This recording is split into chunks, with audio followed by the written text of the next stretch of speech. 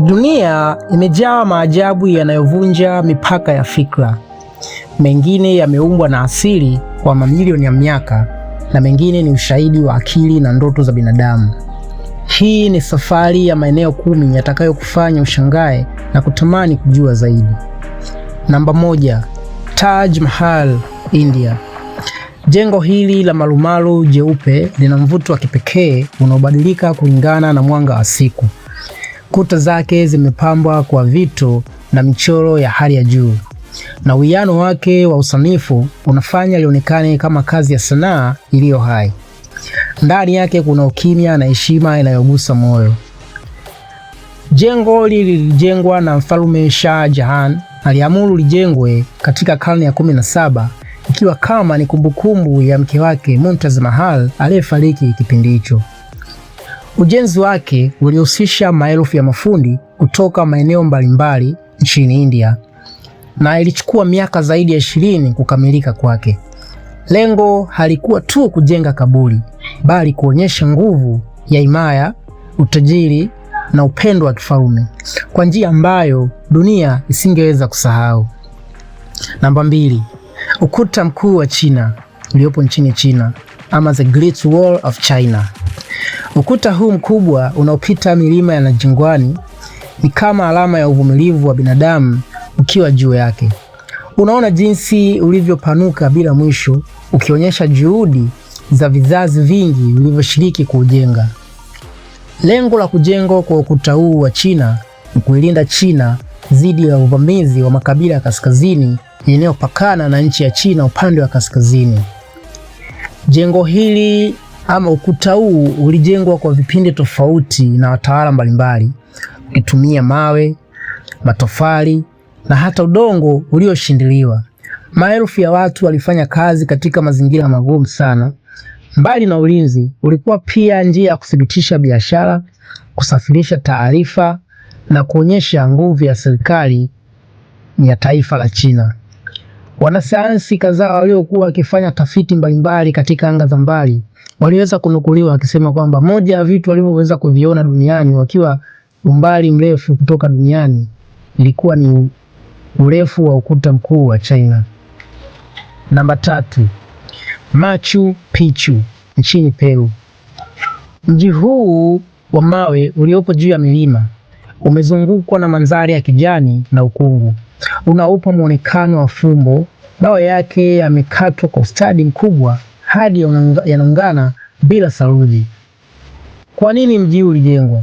Inaaminika ulikuwa ni makazi ya kifalme au kituo cha kidini cha Wainka, ni kabila linalopatikana nchini Peru. Ujenzi wake unaonyesha uelewa wa hali ya juu wa jiografia na mazingira.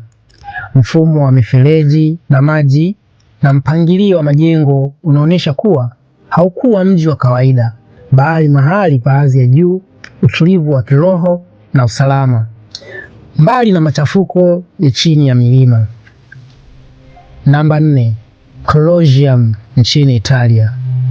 Uwanja huu mkubwa ni ishara ya nguvu ya burudani ya dola ya Kirumi.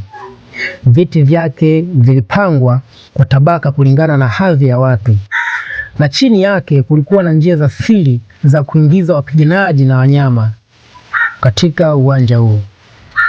Uwanja huu ulijengwa kwa ajili ya burudani ya umma kama mapigano ya gladiators na maonyesho makubwa. Hawa gladiators walikuwa ni watu ambao walitolewa katika utumwa na kuwekwa katika upiganaji, ambapo atakayekuwa anashinda na kuweza kufanikiwa kuwashinda wengine, basi ataruhusiwa na kuwa huru na kuchukua uhuru wake.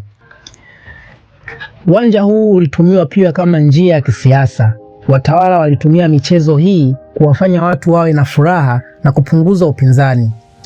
Ni mfano wa jinsi usanifu na burudani vilivyotumika kudumisha utawala na kuunganisha jamii.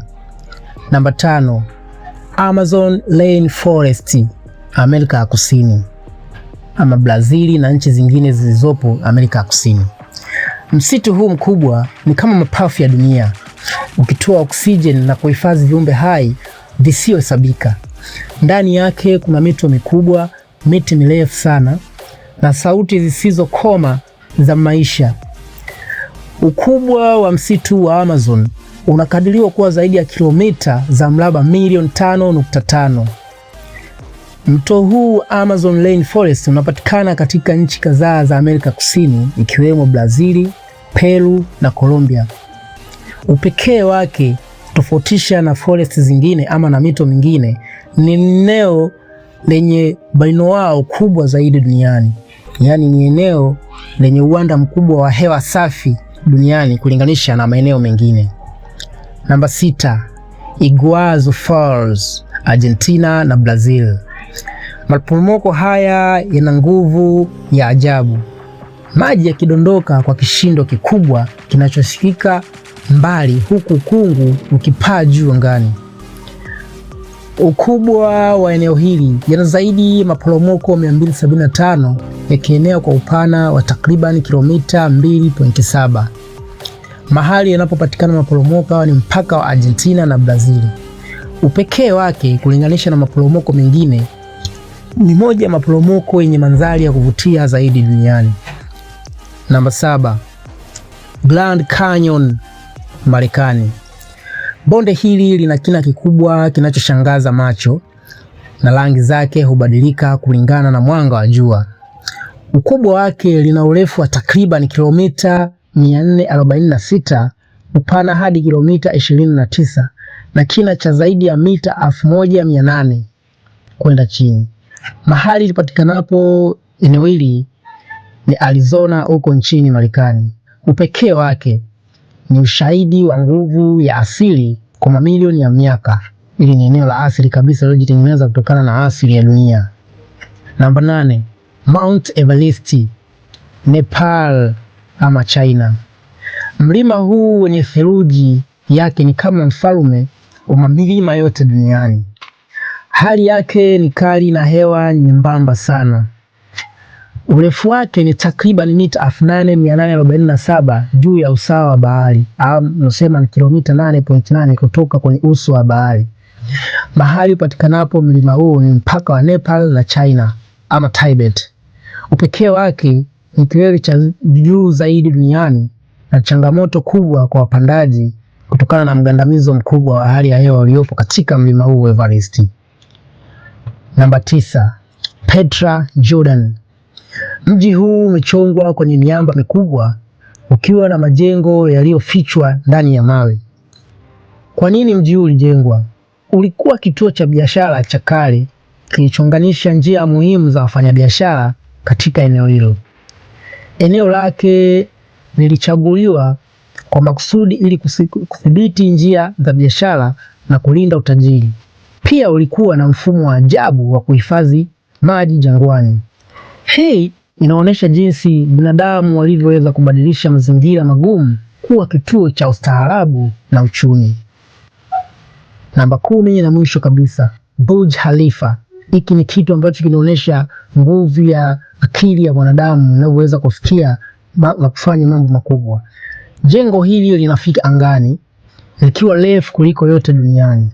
Usiku linaangaza kama mshumaa mkubwa katikati ya jangwa. Kwa nini jengo hili lilijengwa? Jengo hili lilijengwa kuifanya Dubai kuwa kitovu cha kimataifa na kivutio cha utalii zaidi duniani. Ujenzi wake ulihitaji teknolojia ya hali ya juu sana, ikiwemo mifumo ya kuhimili upepo mkali na joto la jangwa. Ni ishara ya jinsi binadamu wa kisasa wanavyotumia sayansi na fedha kuunda alama za fahari, maendeleo na ushindani wa kimataifa. Jengo la Burj Khalifa lina rekodi kadhaa za kuvunja historia. Rekodi ya kwanza, idadi ya ghorofa. Lina ghorofa 163 zinazotumika rasmi, lakini kwa jumla lina zaidi ya ngazi 160 ikiwemo maeneo ya kiufundi. Urefu wake. Lina urefu wa takriban mita 828, ndio jengo refu zaidi duniani. Jengo hili lilichukua takriban miaka 6 kujengwa, kuanzia mwaka 2004 hadi kukamilika mwaka 2010. Maajabu haya yanatuonyesha hadithi mbili kuu: nguvu ya asili isiyozuilika na akili ya binadamu inayotaka kushinda mipaka yake. Asante. This is Sban Infos and I'm Shebi Skimmy.